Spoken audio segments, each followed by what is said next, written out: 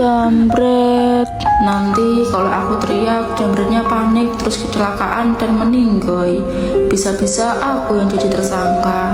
Tapi kalau aku biarin, di dalam tas ada HP, duit modal dagang, KTP sama ATM. Gimana ini? Ya Allah, aku pasrahkan semuanya kepadamu, penguasa langit dan bumi. Sekarang saya tanya, alasan saudara menetapkan tersangka kepada suami korban penjamret. Lagi terima kasih Polri sudah memberitahu kami bahwa profesi jambret adalah profesi mulia di mata hukum. Terima kasih Pak Polisi atau Polri, cita-cita aku dan kawan-kawan untuk jadi penjambret profesional akhirnya tercapai. Kalaupun kami meninggoy dengan terhormat. Bahkan korban kami akan ngemis-ngemis minta maaf sama keluarga kami. Sekali lagi terima kasih Polri sudah memberitahu kami bahwa profesi jambret adalah profesi mulia di mata hukum. Coba, memalukan kan seperti itu. Jadi tolonglah apa yang kita lakukan di sini, apa yang kita tindak di sini, cobalah berpikir dengan baik dan benar.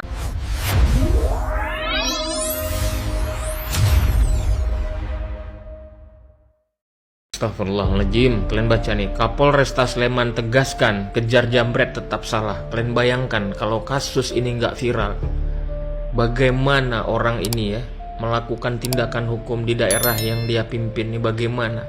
Ini pangkatnya 3 bunga loh, kombes ini ya. Tapi dia nggak apal KUHP di depan DPR RI. Bahkan mantan Kapolda mengatakan kepada orang ini di depan umum, kalau saya masih Kapolda kamu, sudah saya berhentikan kamu. Ya kalian bayangkan ini, kalau nggak viral, bagaimana korban jambret yang telah dijadikan tersangka sama dia? Di mana masyarakat mencari keadilan oleh oknum-oknum polisi seperti ini? Padahal sudah jelas di KUHP pasal 34 ini bunyinya, setiap orang yang terpaksa melakukan perbuatan yang dilarang tidak dipidana jika perbuatan tersebut dilakukan karena pembelaan terhadap serangan atau ancaman serangan seketika yang melawan hukum terhadap diri sendiri atau orang lain.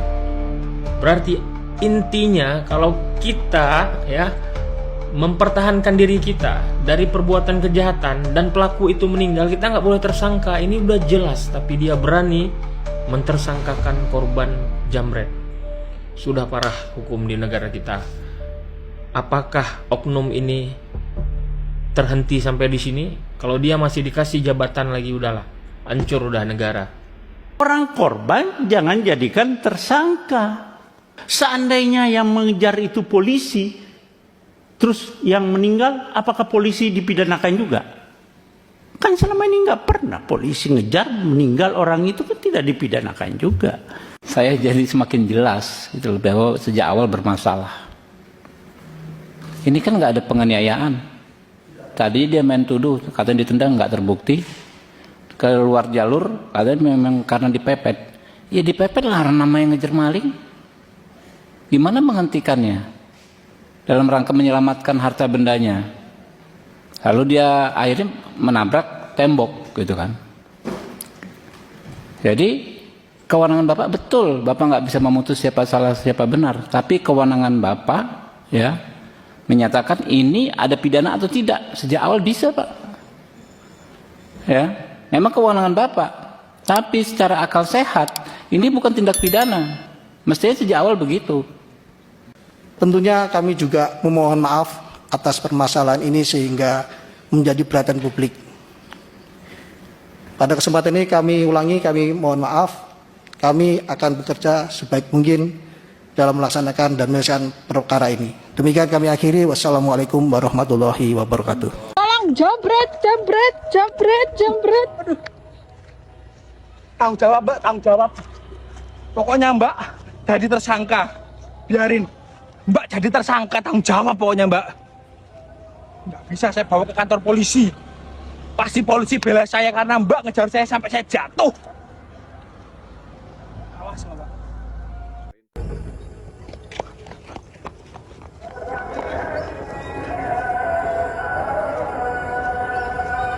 Kok nggak mau ngejar sih Mbak? Saya kan jambret Mbak. Kok nggak mau ngejar? Enggak ada Mas, saya takut jadi tersangka. Aneh, tak kembalikan ya. Kasih. Mas. Oh iya, kenapa Mbak? Tolong saya mas, saya dijamret mas. Terus? Kejar pelakunya ayo mas. Saya dijamret, saya disuruh kejar pelaku. Loh, kalau pelakunya saya kejar terus kecelakaan, habis itu pelakunya meninggal dunia, saya Mbak jadi tersangka. Ini Indonesia loh. Aneh Mbak ini, pengen saya jadi tersangka ya. Kalau Mbak dijamret, ikhlasin aja, biarin aja. Namanya juga jambret biasa itu. Korban jangan jadikan tersangka. Seandainya yang mengejar itu polisi, terus yang meninggal, apakah polisi dipidanakan juga? Untuk kali ini mohon maaf, saya harus mengapresiasi kinerja DPR karena telah melaksanakan fungsi pengawasannya dengan baik dan benar. Fungsi kontrolnya berjalan dengan baik. Terima kasih Bapak-Bapak DPR. Mudah-mudahan ini juga menjadi evaluasi untuk pihak instansi kepolisian. Kalau ada oknum-oknum seperti Kapolres ini, copot aja. Tidak usah dikasih jabatan lah. Akhirnya bikin rusak nama institusi ya. Tolong. Dulu kalau ada maling, kita teriaknya apa? Maling! Kalau sekarang, kayaknya kita harus teriak, Mas, pelan-pelan ya kaburnya. Jangan sampai jatuh loh, nanti saya di penjara. Kedengarannya konyolan. Well, selamat datang di realita hukum kita. Kalian tahu nggak kasus yang terjadi di Sleman kemarin? Yang ini. Jadi ada Pak Sutri yang dijamret, suaminya mengejar, tapi saat mengejar penjamretnya itu delalah jatuh. Terus meninggoy. Yang disalahin siapa? Suaminya. Nah sekarang suaminya itu jadi tersangka. Keren tau hukum kita. Kita dipaksa untuk mikirin keselamatan penjahat. Sementara si penjahat aja nggak mikirin nyawa kita saat beraksi.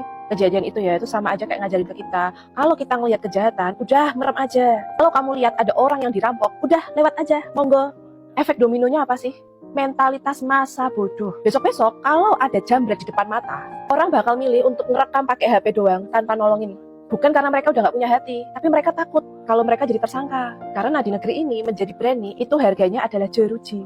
Para penegak hukum, keadilan itu nggak ada di dalam kertas kusam zaman peninggalan kolonial. Keadilan itu ada di dalam rasa aman kita, para warga. Kalau aparat hanya menjadi staf administrasi kematian, tanpa lihat konteks kenapa pelaku sampai dikejar, maka kalian bukan lagi pelindung rakyat, tapi pelindung nasib sial.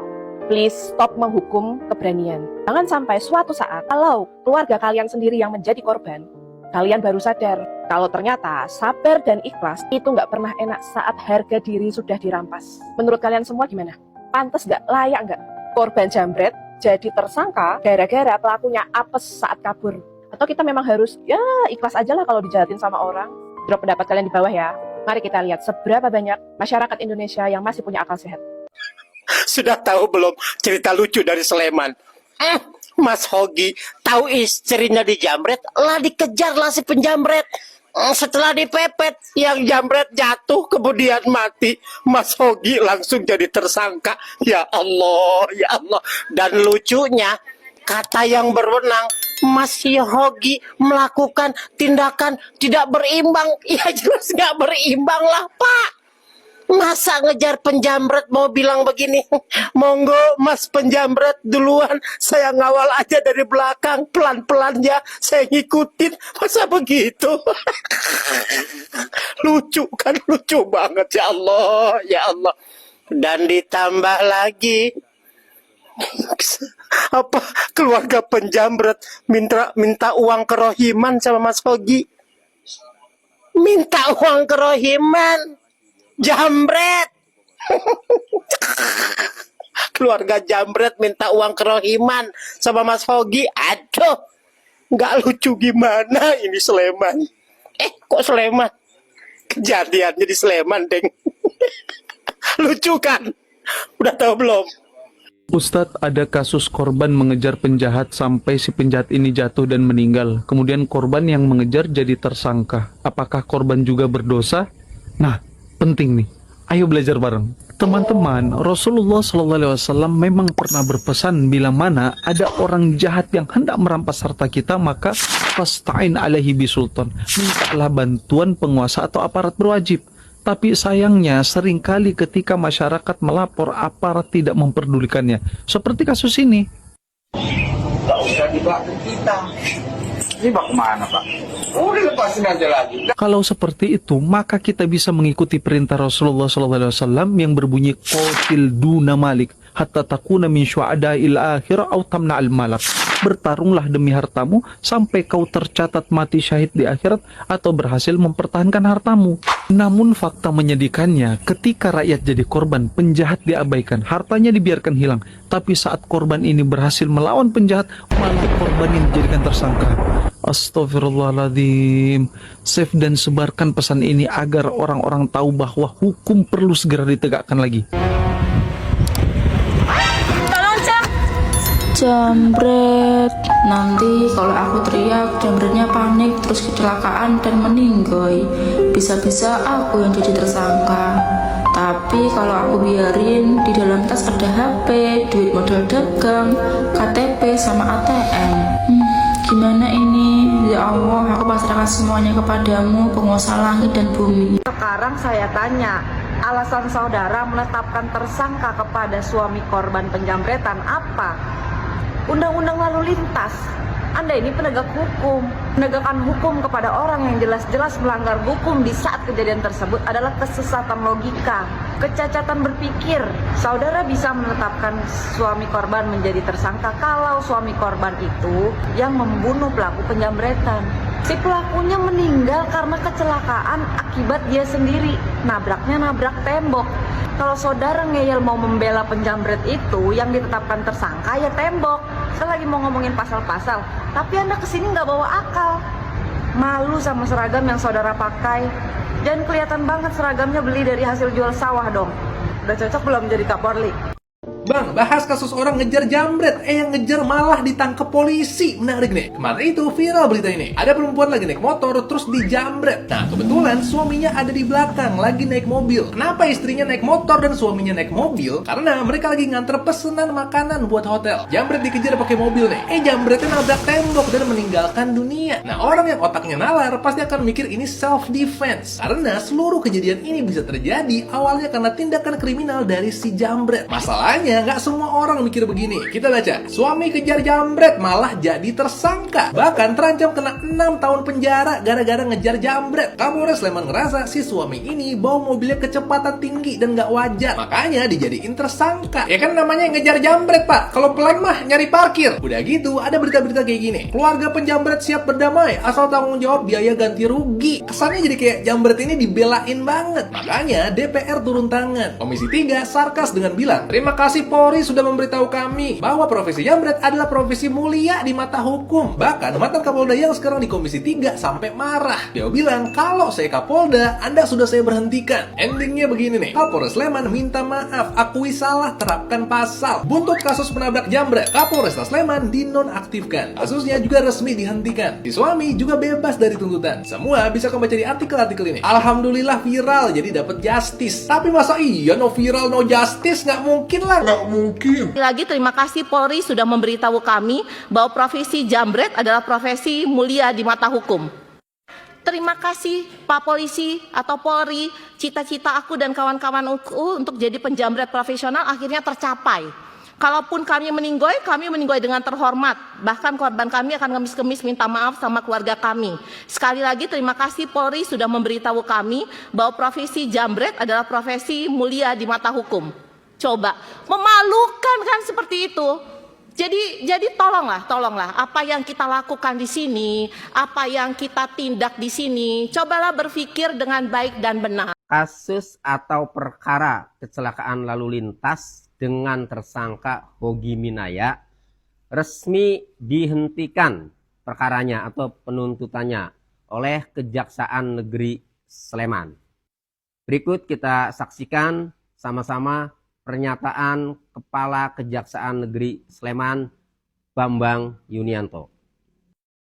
Berdasarkan kewenangan yang diberikan undang-undang, maka saya, Kepala Kejaksaan Negeri Sleman, selaku penuntut umum, mengeluarkan surat ketetapan penghentian penuntutan nomor TAP garis datar 670 garis miring M.4.11 garis miring EOH.2 garis miring 01 garis miring 2026 atas nama tersangka Ade Presley Hogi Minaya tanggal 29 Januari 2026.